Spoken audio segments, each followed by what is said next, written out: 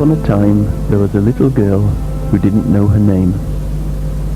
When someone called her, she didn't understand. She never answered. She used to listen very carefully, trying to figure out who they were calling to, but she didn't know. What she knew was that she was there, but she didn't know where. Even her family gave up calling her by any name, so she began to think she didn't exist.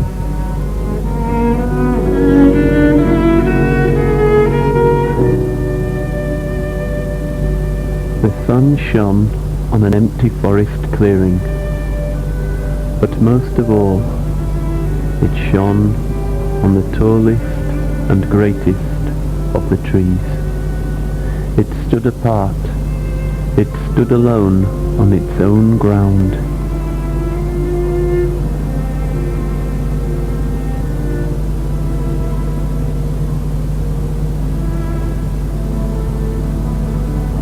Tree was ancient and alive, unmoving but aware, solid but sensitive, worn, weary, wooden, wonderful. The coarse and angry bark was scratched and scraped by knives with 2s and 3s and 5s. Life thrived in its cold and mossy cover, flowing deep and through and over, slow but sure enough to know, aglow with the rush and ebb of time's fingers. The mark of spring and summer lingers on in the experience of tree.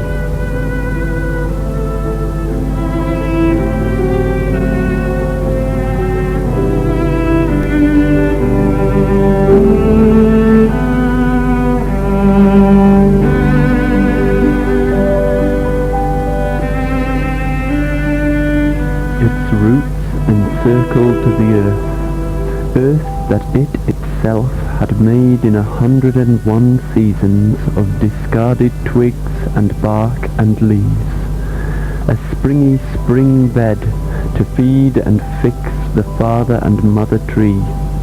Old skins shed 101 autumn offerings in deep gathering and nurturing of new seasonal life, the wife and husband of the tree, child and mother, womb and grave joined in root-jointed joy. Is it a girl or a boy? In sun and rain, spreading and securing time and again.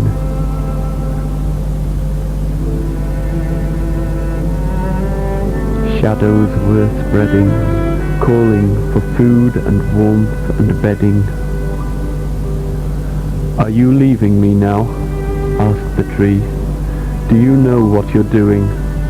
Do you know where you're going? And why? Why?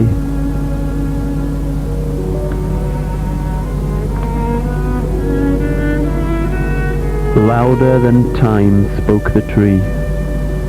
Hands were hands, but why were they not branches? Feet were feet on floors, but why not roots in earth? What need for a body if you had your feet in earth and head in heaven?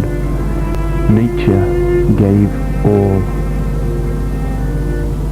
Up through woody pathways of living lines, trunk and branch and twig, up and up, high and out into the living sky that breathed the ebb and heave of nature's seasons, needing no reasons to be, simply existing to smell and hear and see.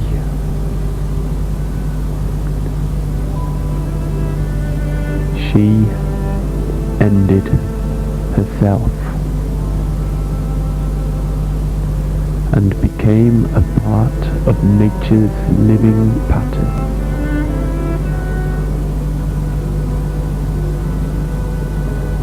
She felt the tickling of her new existence, but from the bowels of her old life grumbled an urgent hunger root felt and total.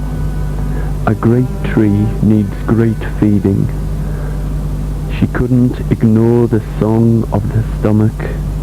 Nature and nurture require needs, and the remembered ghost of smell from the table of food in the village of the people sang loud to her. She would eat for tree. She would eat for tree, she promised.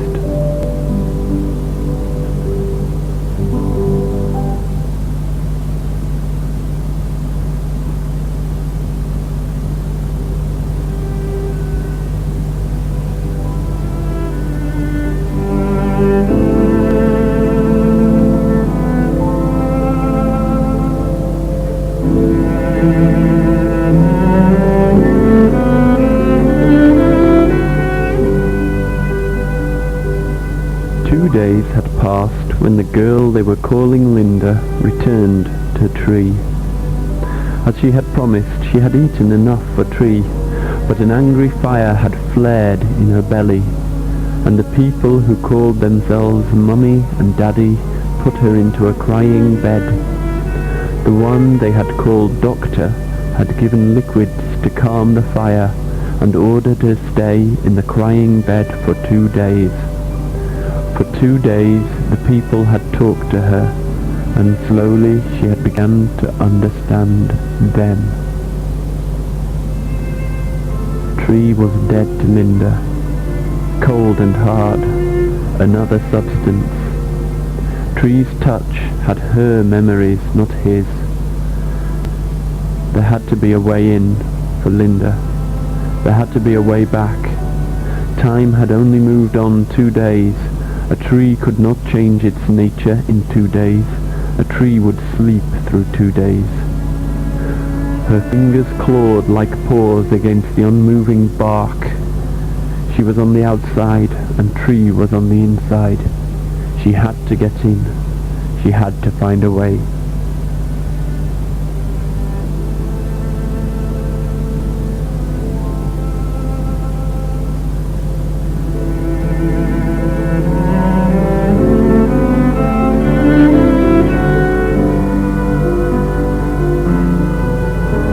There was no way in. There was no way back.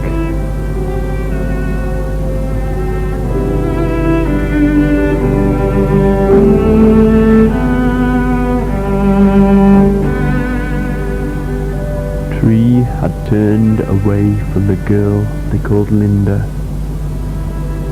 Tree had turned its back on her.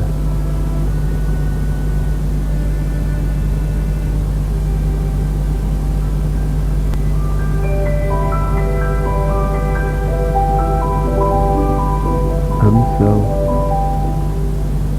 she turned away and returned to the village of the people.